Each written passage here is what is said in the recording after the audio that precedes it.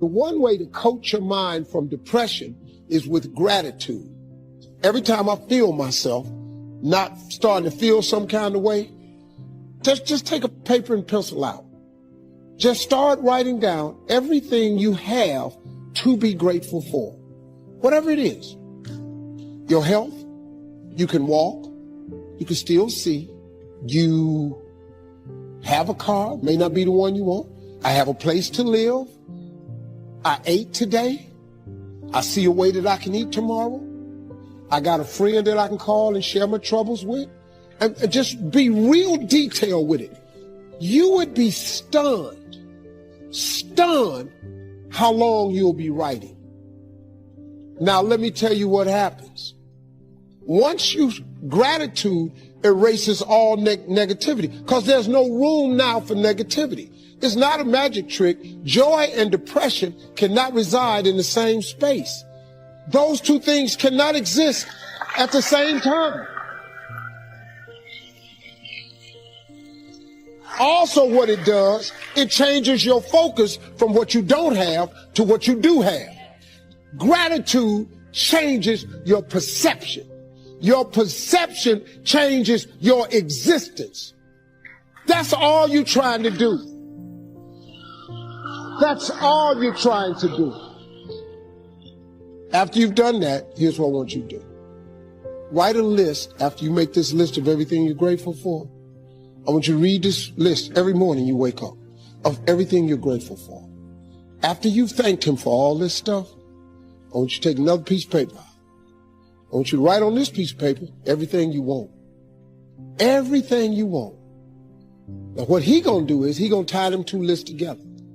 So now since you showing me all this gratitude for what I've already done for you, remember I said the more grateful you are, the more stuff he'll give you to be grateful for? Yeah. He gonna take this other list you got and he gonna start putting it on this side. Then he gonna take some more stuff and gonna put on this side. He'll take some more stuff and put on this side. I'm telling you. Let me tell y'all something. If y'all don't think that works, I wish you would try it. Listen to me. I have no other explanation for my life. I do it every single day. And you know what he does? Slowly but surely, he takes this list and he starts taking items and putting it on the grateful list. He has done it for me like that for years and years and years. He did it for me without education. He did it for me when I lost my mom and daddy, my brother, my best friend. He did it for me when they canceled my TV shows. He keeps taking stuff off my want list and putting it on my grateful for list. If you do them things right there, you'll change your whole life. You concentrate on what you have, you will always end up having more, even if it's just $2. If you focus on what you don't have, you will never, ever, ever have enough.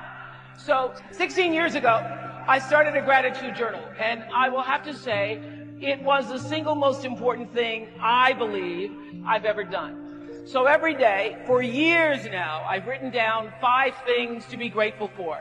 And you have to write them down. It's very different than just saying, oh, I'm grateful for today. You have to physically write them down because there's power in the words.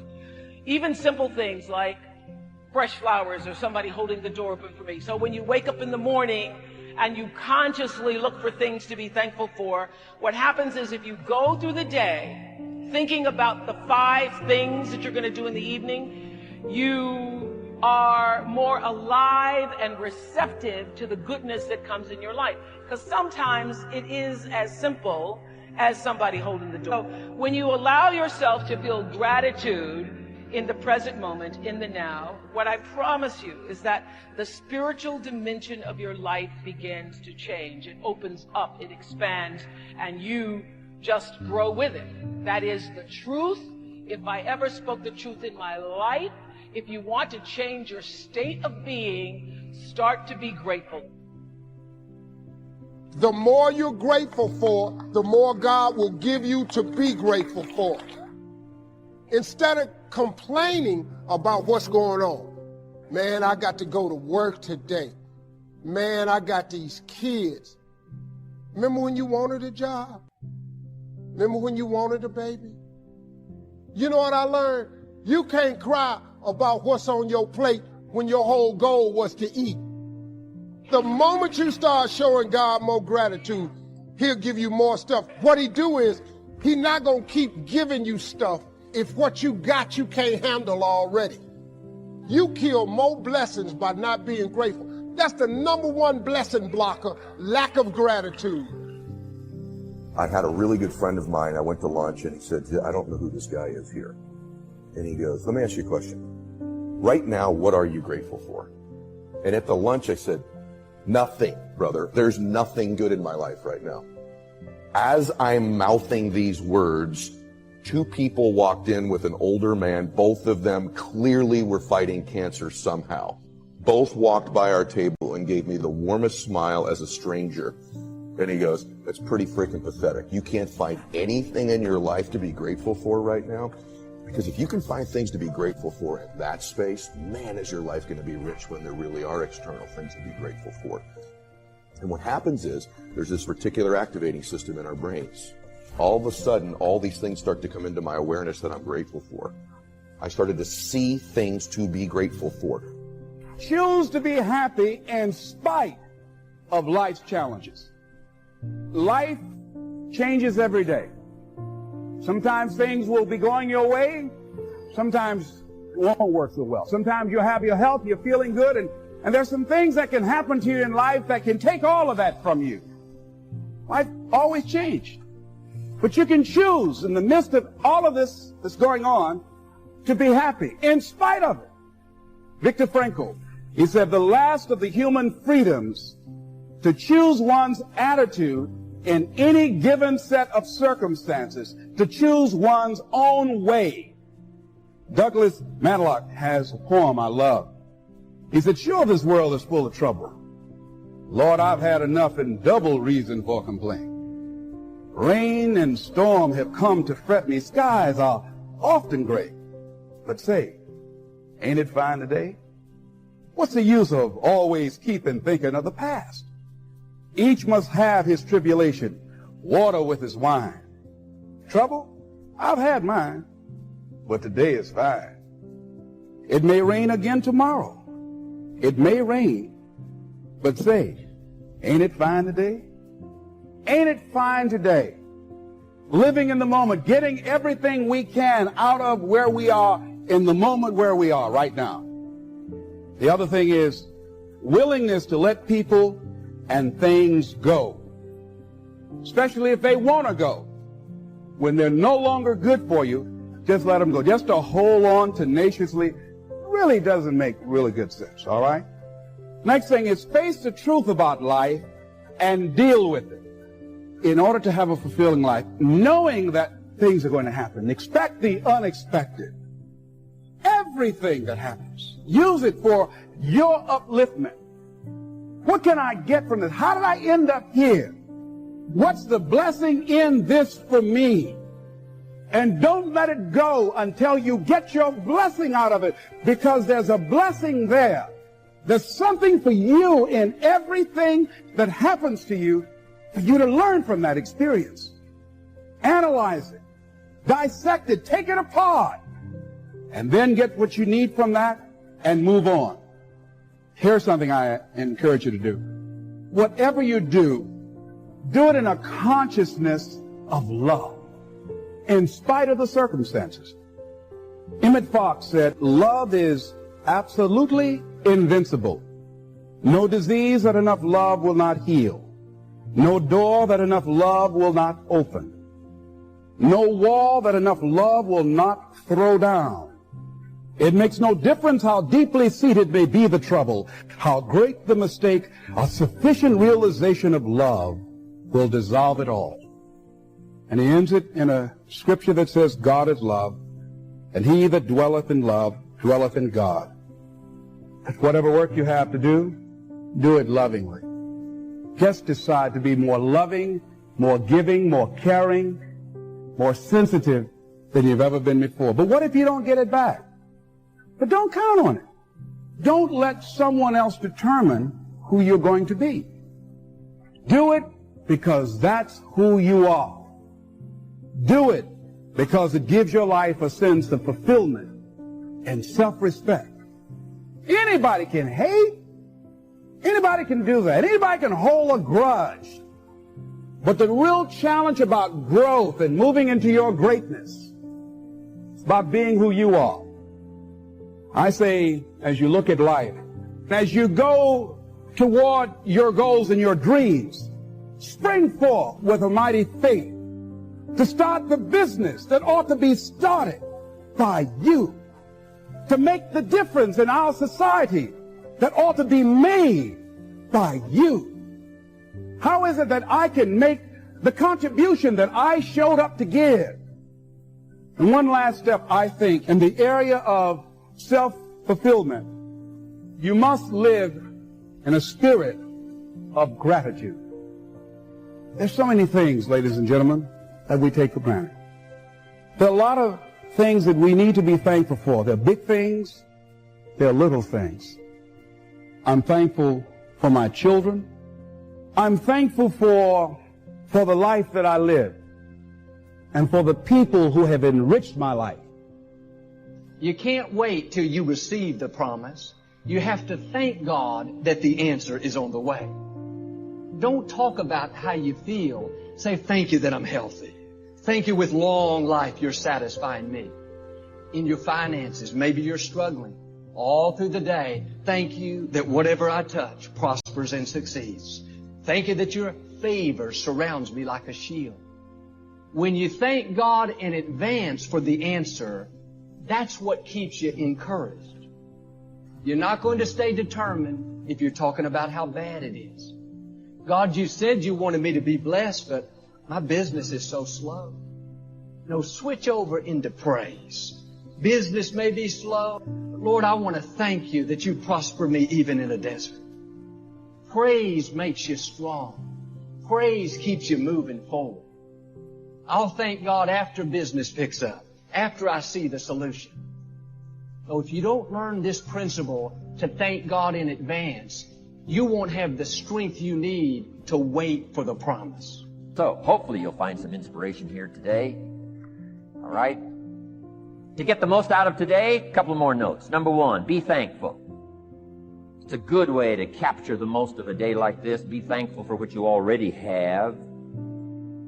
That shouldn't be any problem in America, being thankful. Everything we need is available in America. Everybody wants to come here, right? The last time I was here, that little presentation I gave, everybody wants to come here, America. People haven't plotted and schemed the last 40 years saying if I could just get to Poland, everything would be okay. No, everybody wants to come to America. Why? Everything's available here. All the books you need, all the sermons you need, all the churches you need, all the schools you need, all the instruction you need, all the inspiration you need, all the capital you need, all the markets you need, all the challenge you need, all the information you need, all the seminars you need. Everything's available here. This is America. So number one, let's be thankful for what we already have. Thanksgiving does this. Opens up the doors, opens up the windows, opens up the channels. Thanksgiving for what you already have. I did a seminar one weekend up at the ranch, up at Clear Lake. Got a lodge up there. Nice setting, high valley, high serenity ranch. For the weekend, Friday evening, Saturday, Sunday. People drove in from around California. I got there late Friday afternoon. Everybody had pretty well already gotten there.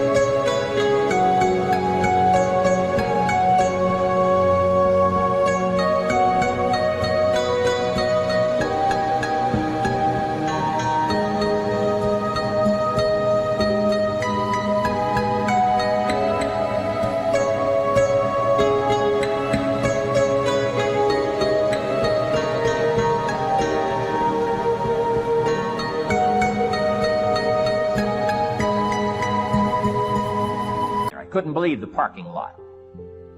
Continentals and Eldorados and Mercedes and Cadillacs. Unbelievable. Ferrari, one Rolls Royce.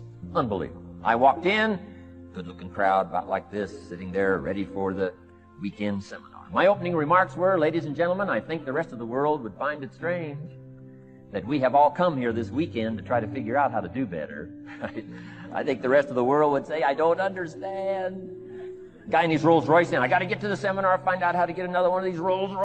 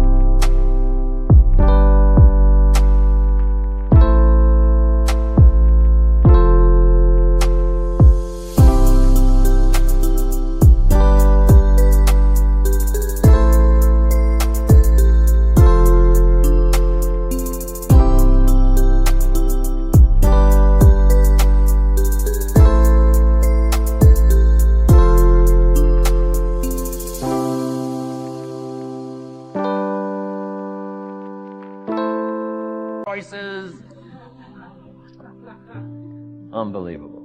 Anyway, let's be thankful. Here's what locks up the doors and the channels to receive more: cynicism.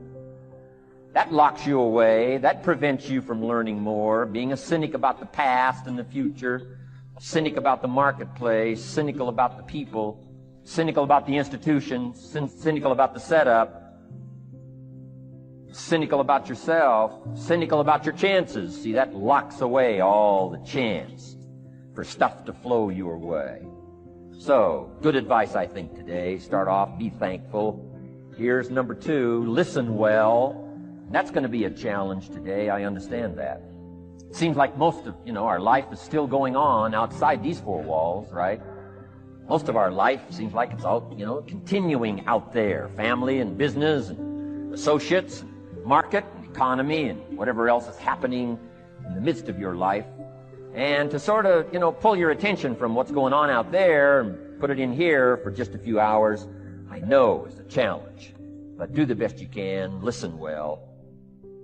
Here's the last one. Take good notes. Be a good student today. Take some good notes. I've not come to entertain you. As you can tell by my opening joke, right? I would not make it in Las Vegas. So we don't have a dog and pony show today. No entertainment. But I do have some ideas. Take some good notes. Somebody showed me the other day notes that they took about 21 years ago, attending one of my seminars out in Los Angeles. He said, I still use these notes I took 21 years ago to help me in my business, relationship with my family. So I'd like to have these notes that you take today become that valuable for you. Then it would be worth me making the investment to come and spend a portion of my life, my time, my energy here. And I want this investment I'm making here today to pay off. And one of the ways it can pay off for me is for you to take good notes and then go away and use whatever makes sense. Because what I feast on coming back around is the stories out of this audience today. Sure enough, 6 weeks from now, 6 months from now, 6 years from now, somebody's going to, by phone, by letter, by personal contact, walk up to me and say, the things you shared that day got me thinking. And I started making some changes, and let me tell you what's happened to my business, let me tell you what's happened to my sales career, let me tell you what's happened to my relationship with my family. See, that'll make it worth it.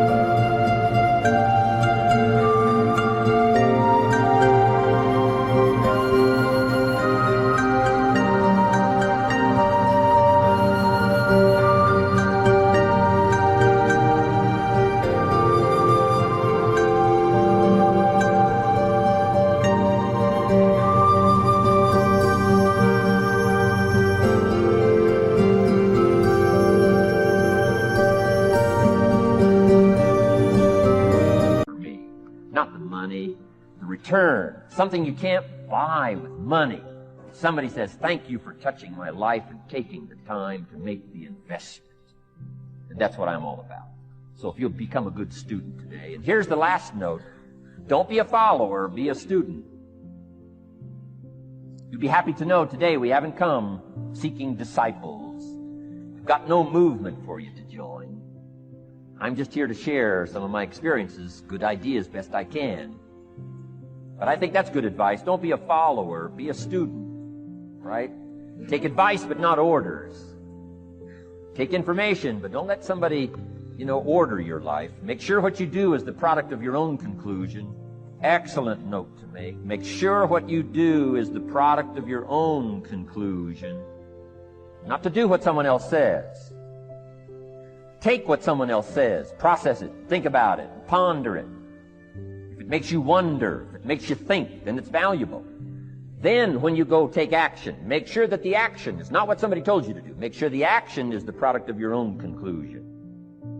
If you'll follow just a little bit of those simple guidelines, I'm telling you, the learning process can be speedy, swift, powerful.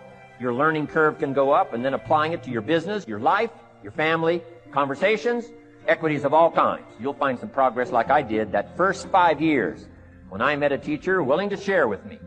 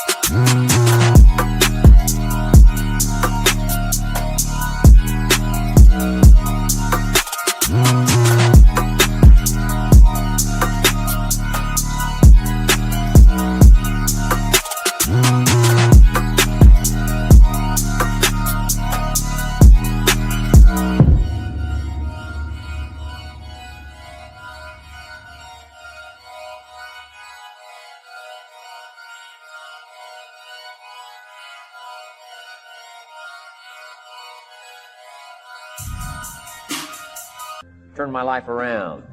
Progress I couldn't believe happened for me. Let's get started. I want to review, I was here last time and we talked about the 5 major pieces to the life puzzle.